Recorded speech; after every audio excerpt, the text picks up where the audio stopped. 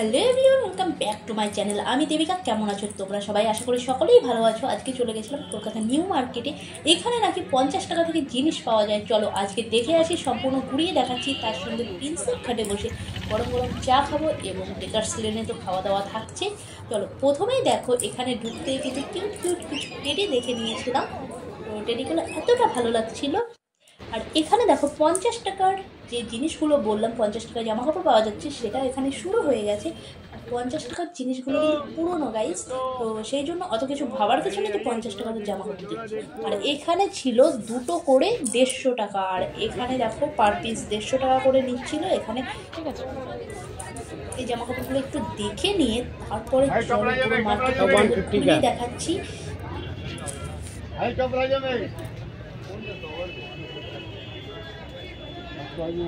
এখানে দেখো 150 টাকা করে এই ট্রাউজারগুলো দিচ্ছিল, চলো তোমাদের দেখিয়ে দিচ্ছি। আর একটা জিনিস কি, 50 টাকার জিনিস পাওয়া যাচ্ছে এটা বলা ভুল। সব দামের জিনিস নিউ মার্কেটে পাওয়া যায়, বেশি কম সব দামেরই পাওয়া যায়, তবে তুলনামূলকভাবে কিছুটা হলেও দাম কম থাকে।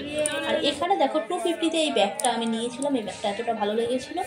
এখান থেকে বেরিয়ে চলো পাঞ্জাবির দোকানে যাচ্ছি। এখানে 350-তে এই পাঞ্জাবিগুলো দিচ্ছিলো, আর তার সঙ্গে এই ওপরের যে পাঞ্জাবিগুলো, ওপরের শাড়িতে, এগুলো ছিল 450-তে। চলো তোমাদের একবার দেখিয়ে দিই।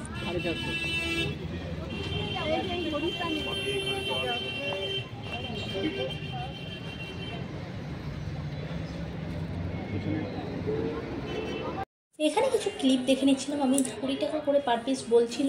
আর একটা জিনিস, আমি এত বার্গানিং করতে পারি না। সবাই বলে যে এখানে নিউ মার্কেটে এলে নাকি খুব বার্গানিং করে জিনিসপত্র কিনতে হয়, না হলে ঠকতে হয়।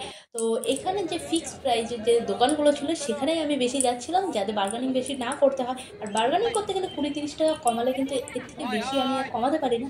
সেই জন্য এখানে দেখো কিছু কানের দেখছিলাম, 50 টাকা করে পার পিস বলছিল এগুলো। আর ওপরে যেগুলো দেখলে এগুলো কিন্তু 100 টাকা 150 টাকা এরকম দামের মধ্যে ছিল, ভ্যারাইটি দামের মধ্যে ছিল। আর এগুলো নিচে যেগুলো দেখতে পাচ্ছ, যেগুলো দেখালাম, সেগুলো কিন্তু 50 টাকা এবং 30 টাকাতেও পাওয়া যাচ্ছিল। নিউ মার্কেটে আমি প্রথমবার এলাম, আর এখানে এত জিনিস দেখে মনে হচ্ছিল সব কিছু কিনে নিই, কিন্তু মনকে কন্ট্রোল করে কিন্তু আমি এগিয়ে যাচ্ছি গাইজ। অনেক কষ্ট করে আমি এগোচ্ছি, কারণ চারিদিকে এত সুন্দর সুন্দর জিনিস যে না কিনে থাকাই যাবে না।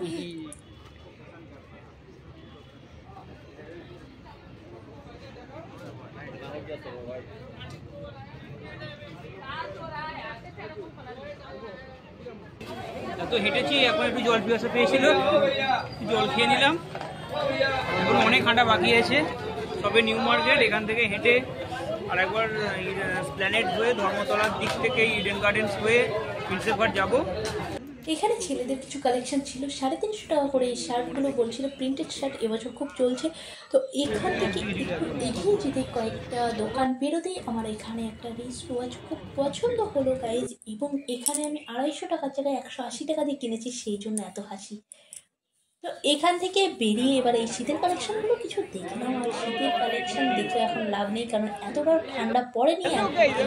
জ্যাকেট কেনার মতো স্নোফলের মাঝখানে রাশিয়ার এই কনকনে ঠান্ডার মধ্যে এখানে কিছু কিউট কিউট টেডি দেখছিলাম আমি। টেডিগুলো খুব ভালো লাগছিল। তো টেডি দেখতে দেখতে এখানে আমার আইসক্রিম খেতে ইচ্ছা করলো, সেই জন্য এখানে দেখো দুজনে আইসক্রিম নিয়ে কিন্তু হাঁটতে শুরু করেছি। এবার চলো তোমাদের নিয়ে যাই জুয়েলারির দোকানে, সেখান থেকে কিছু জুয়েলারি কিনবো কি কিনবো না দেখা যাক। চলো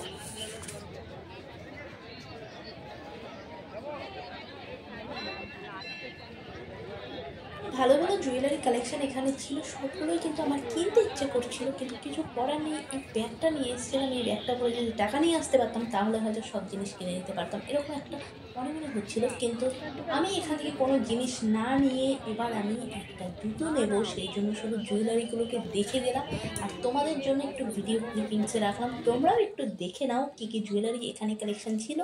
তো চলো তারপরে যাবো জুতোর দোকানে, সেখান থেকে একটা জুতো কেনার ইচ্ছা আছে, যদি পছন্দ হয় অবশ্যই নেব। চলো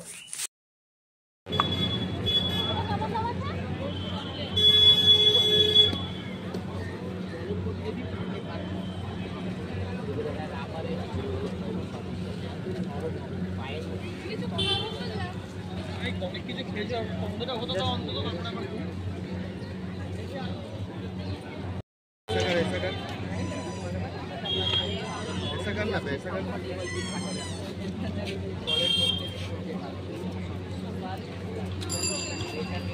ये क्या काम आप उठावे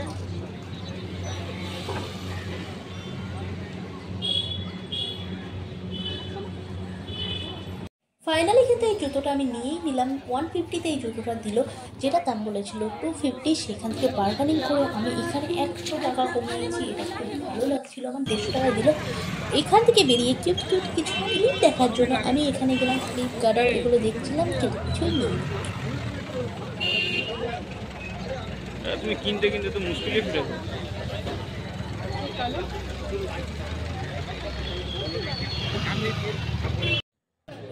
এখান থেকে বেরিয়ে এবার আরও কয়েকটা দোকান তোমাদের দেখিয়ে দিচ্ছি ঘুরিয়ে নিউ মার্কেটে। তো এখান থেকে কিছু দোকান ঘুরিয়ে তারপর ডেকার্স লেনে যাব খাওয়া দাওয়া করার জন্য। দুপুরবেলা আমার প্রচণ্ড খিদে পেয়ে গেছে, সেই জন্য এখান থেকে যাব ডেকার্স লেনে।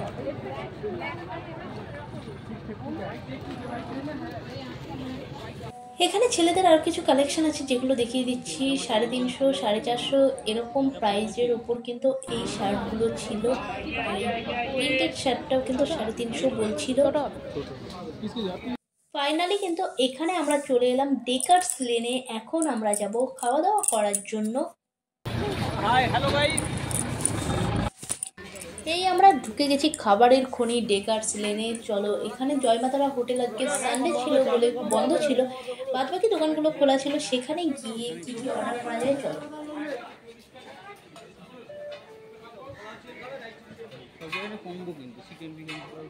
এখানে কিন্তু কম্বো হিসেবে খাবার হয়, যেরকম ধরো আমরা নিয়েছিলাম রাইস আর চিকেন কষা, 100 টাকা বলেছিল। সেরকমই যদি চিলি চিকেন নেওয়া হতো বা রাইসের বদলে যদি আমরা এখানে পোলাও নিতাম, তো সেখানে কিন্তু এরকম চাউমিন চিলি চিকেন কম্বো 100 টাকা নেয়। তো এখানে আমি নিয়েছি রাইস চিলি চিকেন। তারা খেয়ে নিই, তারপরে এখান থেকে বেরিয়ে যাবো প্রিন্সেপ ঘাট।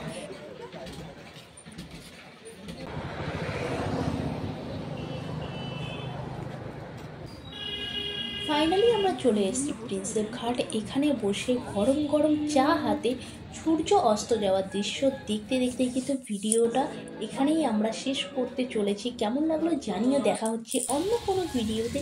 অবশ্যই নতুন হলে সাবস্ক্রাইব করে নিতে ভুলো না নতুন নতুন ভিডিও দেখার জন্য। আর এখানে দেখো প্রিন্সেপ ঘাটে যাওয়ার পথে এই মন্দিরটা চোখে পড়বে। আমাদের কিন্তু ট্রেনের টাইম হয়ে গেছে, এদিকে কিন্তু সন্ধ্যা হয়ে গেছে, সেই জন্য এখন যাবো বাড়ি। আর এই ট্রেনে যাওয়ার পথে যেটা চোখে পড়বে সেটা হলো গঙ্গা আরতি। সেটাও দেখাচ্ছি, একটু ক্লিপিংসের থাকছে, সম্পূর্ণ ভিডিওটা দিচ্ছি না।